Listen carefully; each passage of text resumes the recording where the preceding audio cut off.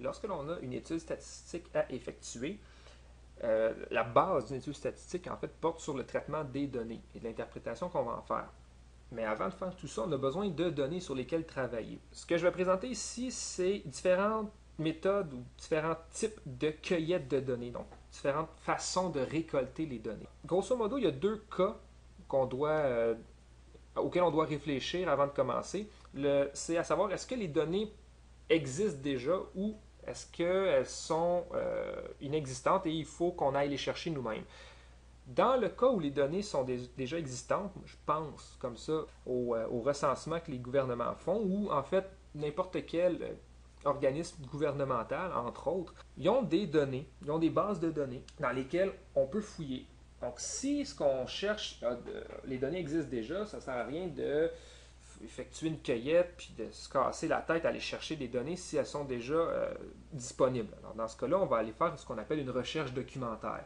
Donc la recherche documentaire, c'est vraiment, on va aller fouiller auprès d'organismes et puis on va prendre les données qui sont fournies par cet organisme-là. Dans le cas où les données n'existent pas, alors là, on doit aller les recueillir nous-mêmes. Et là, c'est surtout sur ces types ces méthodes-là que je veux discuter avec vous, c'est-à-dire comment récolter les données quand c'est nous-mêmes qui devons aller les chercher. Alors, première chose qu'on va faire, je vais définir deux façons, disons, de procéder, deux grandes façons de procéder pour recueillir des données. La première façon, c'est par un recensement. Alors, un recensement, c'est quoi? C'est une collecte d'informations qui va être effectuée auprès de toutes les unités statistiques d'une population. Dans le cas où on ne prend pas toutes les unités d'une population, on va appeler ça un sondage. Donc, c'est une collecte d'informations qui est effectuée auprès d'un sous-ensemble d'une population. Alors, une collecte qui va être effectuée, le sous-ensemble, on va l'appeler échantillon. Donc, échantillon ici devrait être de couleur, je vais le souligner plutôt ici, là. Voilà, donc ça c'est un mot-clé, échantillon. Je vais même l'encadrer. Voilà. Donc, comment on fait pour décider si on fait un recensement ou un sondage? Donc, le recensement, on pose la question, supposons que notre population est constituée de personnes. Le recensement, on va poser nos questions à tout le monde, tandis que pour un sondage, un échantillon, un sous-ensemble. Bon, plusieurs critères, par exemple, la taille de notre population. Si on a une population très très petite, pourquoi ne pas y aller avec un recensement? On va avoir le portrait exact. Un sondage, en fait, il ne faut pas oublier que comme on prend un sous-ensemble, on va prendre notre échantillon et puis on va généraliser les résultats obtenus sur l'échantillon pour l'ensemble de la population. Donc, c'est sûr qu'il peut y avoir une marge d'erreur ici.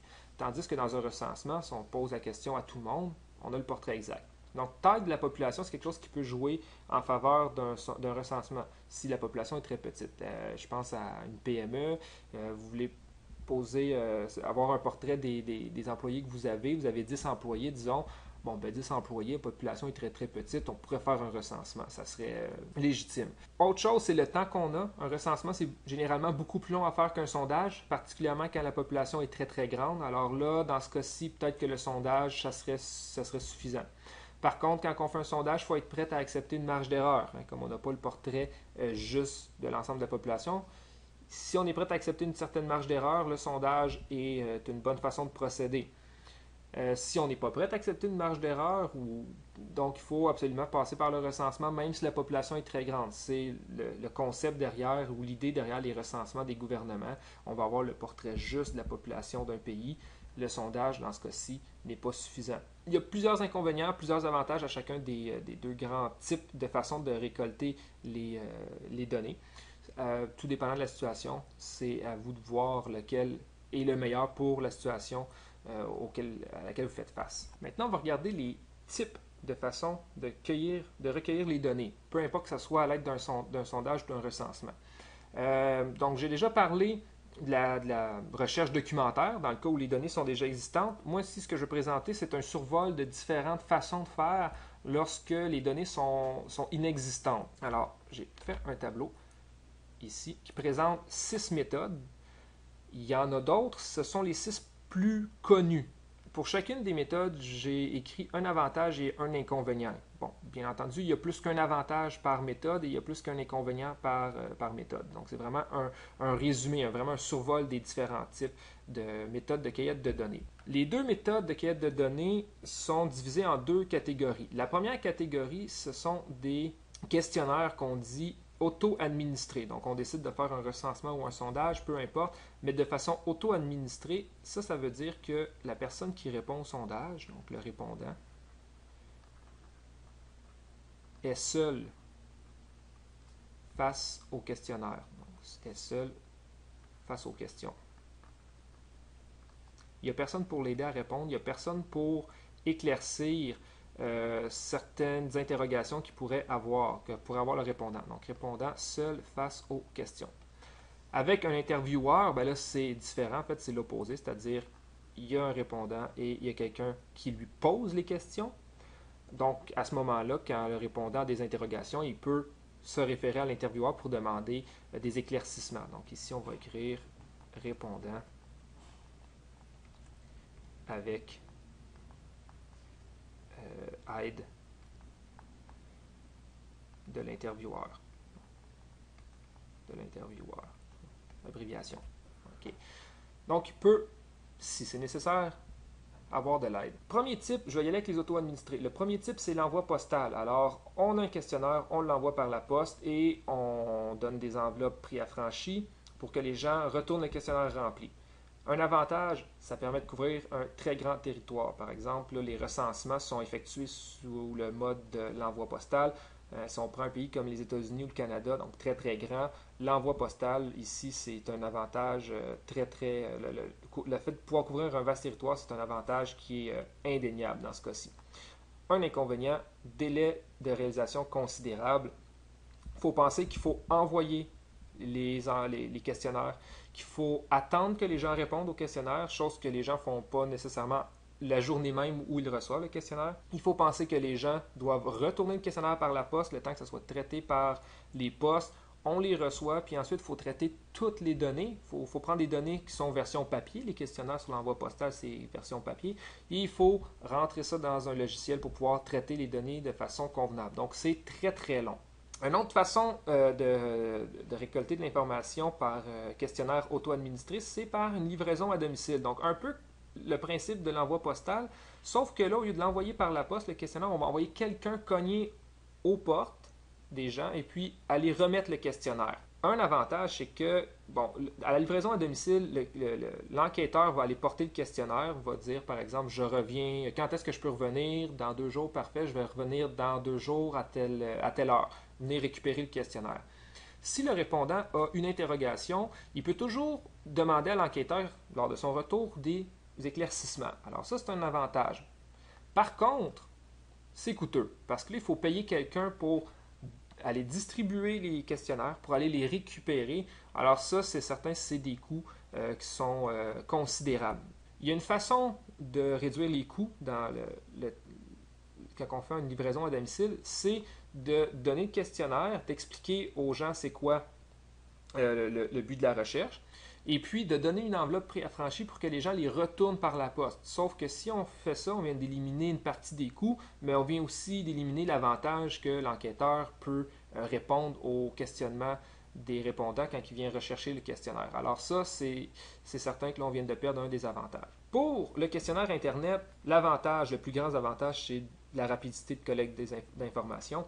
On reçoit les données en temps réel, on peut même les faire transférer directement dans un logiciel pour calculer, pour faire des statistiques. Et en fait, on peut même faire les statistiques en temps réel. Alors ça, c'est certain, c'est indéniable, très grands avantages. Très grands inconvénients, ici j'ai une petite coquille échantillon, CAN, échantillon non représentatif de la population, c'est-à-dire dans le cas où on fait un sondage, pourquoi qu'on dit que c'est un échantillon qui est non représentatif de la population, c'est qu'en fait, les gens qui vont répondre au sondage sur Internet, ou au questionnaire plutôt sur Internet, c'est les gens qui vont se présenter sur le site où se trouve le sondage pendant la période où le sondage est affiché. En plus, donc ça veut dire qu'on ne va pas ramasser l'ensemble de la population.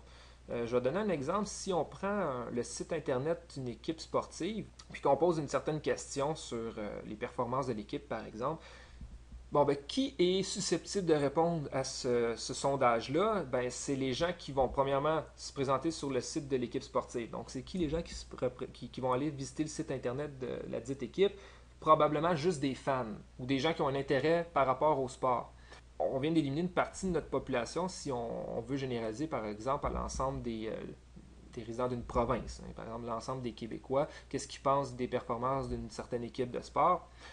C'est certain, là, on a un échantillon qui est non représentatif parce que c'est vraiment juste les gens qui se présentent sur le site. Donc, il faut faire attention. Par contre, il y a des certaines façons de faire qui nous permettent d'avoir un questionnaire Internet qui permet d'avoir des échantillons représentatifs. Il faut travailler un peu plus fort, il faut s'assurer que la diffusion du questionnaire soit vraiment faite de façon très, très élargie pour qu'on puisse avoir le plus de gens possible. Maintenant, avec Intervieweur, premier type, c'est l'entrevue téléphonique. Alors, le questionnaire téléphonique, le classique finalement, un avantage, rapidité de collecte des informations, on a les informations sur le champ. Un inconvénient, c'est qu'il faut absolument que nos questions soient courtes et que le questionnaire soit court. Parce que si le questionnaire est trop long, les gens vont simplement raccrocher avant la fin du questionnaire et puis là, on va avoir des questionnaires incomplets. Alors, si notre collecte d'informations se porte bien à un questionnaire court, c'est parfait. Par contre, si on a beaucoup de questions, on a des questions qui pourraient être à développement dans une certaine mesure, il faut éviter l'entrevue téléphonique. Une autre façon de récolter de l'information à l'aide d'un intervieweur, c'est ce qu'on appelle une collecte de données sur les lieux. Par exemple, dans les centres commerciaux, il y en a souvent. Dans les épiceries, c'est le genre de collecte de données qui est effectué. Ça nous permet de rencontrer beaucoup de gens en peu de temps, donc d'avoir beaucoup de données en peu de temps. Par contre, on peut importuner les passants. Ça a l'air un peu n'importe quoi comme inconvénient, mais si on le met dans un contexte d'une étude marketing où on veut vérifier l'intérêt des gens par rapport à un produit qu'on voudrait mettre en marché, si on importune les gens et que le produit vient à aller sur le marché, c'est possible que les gens qui ont été importunés décident de ne pas acheter le produit. Finalement, l'entrevue individuelle. Alors, l'entrevue individuelle, c'est une rencontre généralement assez longue, de un à un en face de l'autre, répondant avec intervieweur. Très, très, très fréquent dans les études, par exemple en psychologie, on va beaucoup avoir d'entrevues individuelles. Le plus grand avantage, c'est qu'on peut approfondir certains thèmes, c'est-à-dire on peut poser des questions très précises, puis on peut aller très très loin dans les questions qu'on veut poser pour approfondir vraiment, aller chercher le plus d'informations, les informations très précises.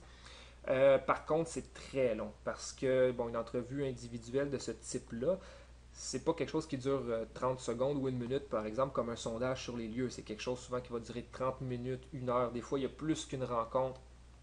Alors, c'est très, très lourd comme procédé. Ça a des coûts de réalisation qui sont assez élevés. On ne peut pas interviewer beaucoup de gens parce que sinon, ça devient juste impossible à traiter comme données. Alors, c'est l'inconvénient majeur. Bref, les tableaux qui sont là présentent un résumé de quelques-unes des façons d'effectuer une collecte de données. Donc, faire attention, ce ne sont pas les seuls, il y en a d'autres. Dans certains cas, on pourrait même faire un hybride entre deux. Okay? Il n'y a rien qui nous interdit de faire un hybride entre deux types pour pouvoir... Dans le fond, le but, c'est toujours de prendre la méthode qui va donner le plus d'avantages possible et le moins d'inconvénients possible. Donc, il n'y a pas une méthode qui est meilleure qu'une autre tout le temps. Ça dépend vraiment de la situation. Chaque situation, chaque recherche est unique. Alors, dans certains cas, il y a des avantages qui vont être essentiels et des inconvénients qu'il faut absolument contourner. Puis dans d'autres cas, ça ne sera pas les mêmes. Alors, tout dépendant de la situation, donc c'est très important de bien analyser la situation avant d'entreprendre une collecte de données. Si on fait un bon choix, la collecte de données va être optimisée dans le sens où on va avoir le plus d'avantages de notre côté, le moins d'inconvénients. Donc, c'est vraiment le but quand on choisit une méthode de collecte de données. Et comme j'ai déjà dit, c'est vraiment un résumé. Donc, il y a beaucoup plus qu'un avantage et un inconvénient à chacune des méthodes. C'est à vous, dans le fond, quand vous êtes devant une situation, de bien réfléchir et de faire une synthèse vraiment de tous les avantages qu'on peut retirer d'un certain type de cahier de données et les inconvénients pour le même type de cahier de données.